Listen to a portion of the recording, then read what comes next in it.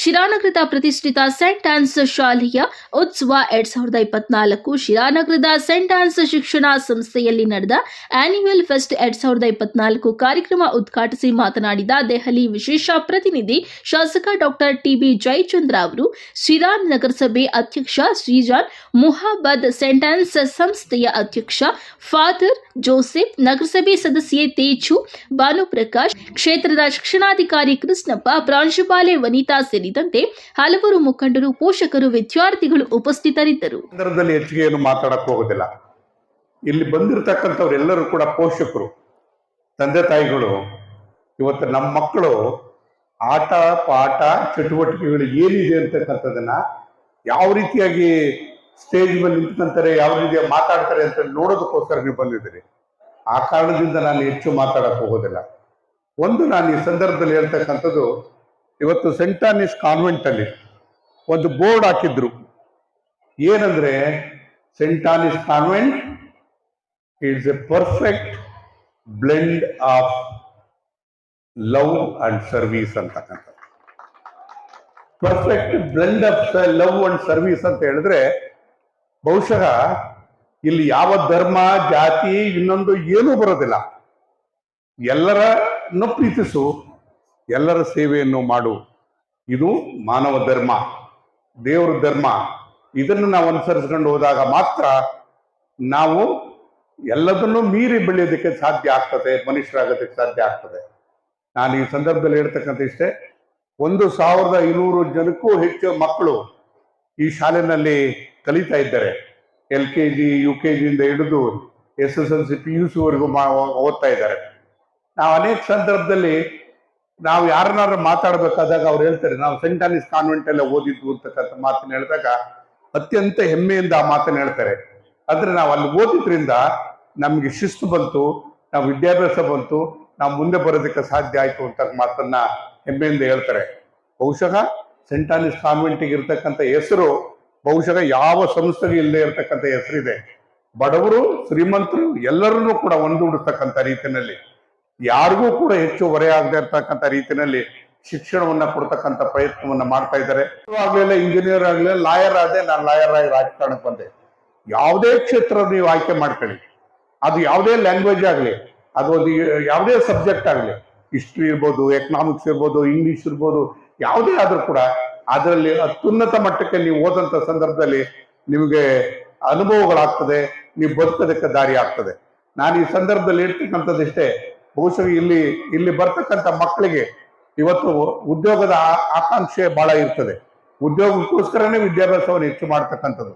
ನಾನು ಈಗ ಈ ಸಂದರ್ಭದಲ್ಲಿ ಸಿರಾದಲ್ಲಿ ಬರ್ತಾ ಇರ್ತಕ್ಕಂಥ ಕೈಗಾರಿಕೆಗಳನ್ನ ನೋಡಿದಾಗ, ಆ ಬೆಳೀತಾ ಇರ್ತಕ್ಕಂಥ ಕೈಗಾರಿಕೆಗಳು, ನೀವೆಲ್ಲರೂ ಕೂಡ ಕಾಲೇಜಿನ ಅಥವಾ PUC ಡಿಗ್ರಿನೋ ಮಾಡುವಂತ ಮಟ್ಟಕ್ಕೆ ಬಂದಾಗ ನಿಮ್ಮೆಲ್ಲರಿಗೂ ಕೂಡ ಇಲ್ಲೇ ಕೆಲಸ ಸಿಗುವಂತಹ ವಾತಾವರಣ ಆಗ್ತದೆ.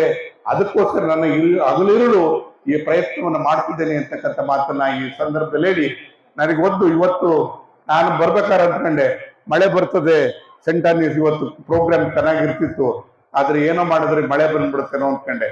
ಅದೇ ದೈವ ಕೃಪೆ, ಮಳೆ ಬಂದಿಲ್ಲ. ಇವತ್ತೆಲ್ಲೂ ಕೂಡ ಮಳೆ ಇಲ್ಲ, ಮಳೆ ನಿಂತಿದೆ.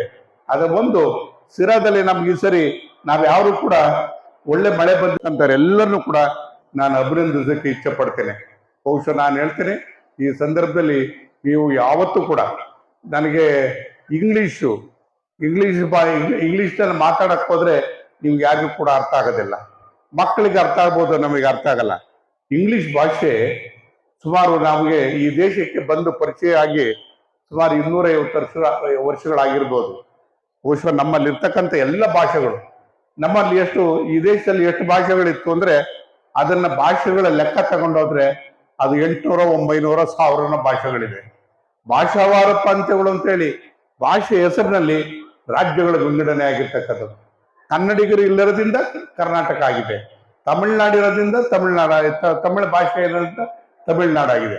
ಹಾಗಾಗಿ ಅನೇಕ ಭಾಷೆಗಳಿದ್ದಾಗ್ಯೂ ಕೂಡ ಇಡೀ ಎಲ್ಲ ಭಾಷಿಕರನ್ನ, ಇಡೀ ದೇಶದ ಎಲ್ಲರನ್ನು ಕೂಡ, ಎಲ್ಲರ ಹೃದಯವನ್ನು ಕೂಡ ಒಂದು ಮಾಡುವಂತಹ ಪ್ರಯತ್ನವನ್ನು ಮಾಡಿರ್ತಕ್ಕಂಥದ್ದು ಅದು ಇಂಗ್ಲಿಷ್ ಭಾಷೆ ಅಂತ ಹೇಳಿದ್ರೆ ತಪ್ಪಾಗ್ಲಾರ್ದು. ಬಹುಶಃ ಇವತ್ತು ಎಲ್ಲಿಗೆ ಹೋಗಿದೆ ಅಂತ ಹೇಳಿದ್ರೆ, ನಾವು ಇಂಗ್ಲಿಷನ್ನ ಬ್ರಿಟಿಷ್ನವರಿಂದ ಇಂಗ್ಲಿಷನ್ನ ಕಲ್ತ್ವಿ. ಇವತ್ತು ನಾವು ಯಾವ ಮಟ್ಟಕ್ಕೆ ಹೋಗಿದ್ದೀವಿ ಅಂತ ಹೇಳಿದ್ರೆ, ನಾವು ಇಂಗ್ಲಿಷನ್ನ ಬ್ರಿಟಿಷ್ನವ್ರಿಗೆ ಹೇಳ್ಕೊಡುವಂತ ಮಟ್ಟಕ್ಕೆ ಇವತ್ತು ನಾವು ಪರಿಣಿತರಾಗಿದ್ದೇವೆ. ಇವಾಗ ಅದ್ರ ಜೊತೆಗೆ ನಾವೆಲ್ಲರೂ ಕೂಡ ಇವತ್ತು ಕ್ರಿಕೆಟ್ ಆಡ್ತಾರೆ, ಮಕ್ಕಳೆಲ್ಲ ಕೂಡ ಕ್ರಿಕೆಟ್ ನೋಡ್ತಾ ಇರ್ತಾರೆ. ಕ್ರಿಕೆಟ್ ಅಂದ್ರೆ ಅದು ಬ್ರಿಟಿಷ್ನವರು ತಂದಿರತಕ್ಕಂತ ಆಟ. ಆದರೆ ಇವತ್ತೇನಾಗಿದೆ ಅಂದ್ರೆ ಇವತ್ತು ಕ್ರಿಕೆಟ್ ನಲ್ಲಿ ಇಂಡಿಯನ್ಸೇ ಚಾಂಪಿಯನ್ಗಳಾಗಿದ್ದಾರೆ, ವರ್ಲ್ಡ್ ಚಾಂಪಿಯನ್ ಆಗಿದ್ದಾರೆ. ಇದು ಬಹುಶಃ ಇದು ಆ ದೇಶದ ಕೊಡುಗೆ ಅಂತ ಹೇಳಿ ಅದನ್ನ ನಾವು ಯಾವತ್ತೂ ಕೂಡ ಇವತ್ತು ಇಂಗ್ಲಿಷ್ ಭಾಷೆ ಜೊತೆಗೆ ಎಲ್ಲ ಭಾಷೆಯನ್ನು ಕಲಿಯೋದ್ರ ಜೊತೆಗೆ ಅದ್ರ ಎಲ್ಲ ಅರ್ಥಪೂರ್ಣವಾಗಿರ್ತಕ್ಕಂಥ ಇಂಗ್ಲಿಷನ್ನ ಕಲಿತಾಗ ನಾವು ವಿದ್ಯಾಭ್ಯಾಸವನ್ನು ಹೆಚ್ಚು ಮಾಡೋದಕ್ಕೆ ಸಾಧ್ಯ ಆಗ್ತದೆ. ಬಹುಶಃ ಇವತ್ತು ನಾವು ಬೇರೆ ಬೇರೆ ದೇಶಕ್ಕೆ ಹೋದಾಗ ಆಗುತ್ತೆ. ಒತ್ತಡವನ್ನು ಕೊಡದ ರೀತಿಯಲ್ಲಿ ಅವನಿಗೆ ಮಾರ್ಗದರ್ಶನ ಮಾಡ್ತಾ ಹೋದಾಗ ಖಂಡಿತ ಅವನು ಒಳ್ಳೆಯ ಮಾರ್ಕ್ಸ್ ಅನ್ನ ಪಡ್ಕೊಳ್ತಾನೆ. ನಾವು ಪೇರೆಂಟ್ಸ್ ಆದವರು ಮತ್ತೊಂದು ಮಾಡ್ತೇವೆ, ಅಕ್ಕಪಕ್ಕದವರ ಜೊತೆಯಲ್ಲೇ ನನ್ನ ಮಕ್ಕಳನ್ನು ಹೋಲಿಕೆ ಮಾಡ್ತೀವಿ. ಖಂಡಿತ ಹೋಲಿಕೆ ಮಾಡಬೇಡಿ. ನಿಮ್ಮ ಮಗನೇ ಎಲ್ಲರಿಗಿಂತ ಮುಂದಿರ್ತಾನೆ, ಹೋಲಿಕೆ ಬೇಡ. ಏಕೆಂದ್ರೆ ನಾವು ಪಕ್ಕದವರನ್ನ ಹೋಲಿಕೆ ಮಾಡಿದ್ರೆ ಎಲ್ಲೋ ಒಂದು ಕಡೆಯಲ್ಲಿ ಮುಜುಗರ ಆಗುತ್ತೆ ಮಗನಿಗೆ ಮಗಳಿಗೆ. ಹೋಲಿಕೆ ಬೇಡ. ಅವರೆಷ್ಟಾದ್ರೂ ಮಾರ್ಕ್ಸ್ ತೆಗಿಲಿ, ಮಾರ್ಕ್ಸ್ನ ಮೇಲೆ ನಮ್ಮ ಜೀವನ ನಿರ್ಧಾರ ಆಗೋದಿಲ್ಲ. ಯಾಕೆಂದ್ರೆ ಕಡಿಮೆ ಮಾರ್ಕ್ಸ್ ತೆಗೆದ್ರೂ ಕೂಡ ಉತ್ತಮವಾದಂತಹ ಜೀವನವನ್ನ ರೂಪಿಸ್ಕೊಳ್ಳೋದಕ್ಕೆ ಅನೇಕ ಉತ್ತಮವಾದಂತಹ ಮಾರ್ಗಗಳಿದೆ. ಆ ನಿಟ್ಟಿನಲ್ಲಿ ನಾವು ಆಲೋಚನೆ ಮಾಡೋಣ. ಈಗ ನಮ್ಮ ಮಾನ್ಯ ಶಾಸಕರನ್ನೇ ತೆಗೆದುಕೊಳ್ಳೋಣ. ಅವರು ವೈದ್ಯರಾಗಿದ್ರೆ ಅಥವಾ ಇಂಜಿನಿಯರ್ ಆಗಿದ್ರೆ, teachers and dear all students, ಎಲ್ಲರಿಗೂ ನಮಸ್ತೆ. ಈ ದಿನ ಸೆಂಟರ್ ಸ್ಕೂಲ್ಸ್ ಮಾತು ಹೇಳ್ತೀನಿ. ಶಾಲೆ ಅನ್ನೋದು ಒಂದು ಜ್ಞಾನದ ದೇಗುಲ ಇದ್ದ ಹಾಗೆ, ಶಿಕ್ಷಕರು ದೇವರ ಸ್ವರೂಪ. ಎಲ್ಲರೂ ಚೆನ್ನಾಗಿ ಓದಿ ಇಂಜಿನಿಯರ್ಸ್, ಡಾಕ್ಟರ್ಸ್, IAS, IPS ಆಗಿ ಅಂತ ಬಯಸ್ತಾ ಇವತ್ತು ನನಗೆ ತುಂಬಾ ಸಂತೋಷ ಸುದ್ದಿ ಏನಂದ್ರೆ, ನಾನು ಈ ಸ್ಕೂಲ್ ಸ್ಟೂಡೆಂಟೇ. ನಾನು ನಗರಸಭಾ ಅಧ್ಯಕ್ಷ ಆಗೋಕ್ಕೆ ಹಲವಾರು ಕಾರಣಗಳಿವೆ. ಆ ಕಾರಣಗಳು ಒಂದು ಕಾರಣ ಸೆಂಟರ್ ಶಾಲೆ. ಈ ಸೆಂಟರ್ ಶಾಲೆಯಲ್ಲಿ ನಾನು ಓದಿ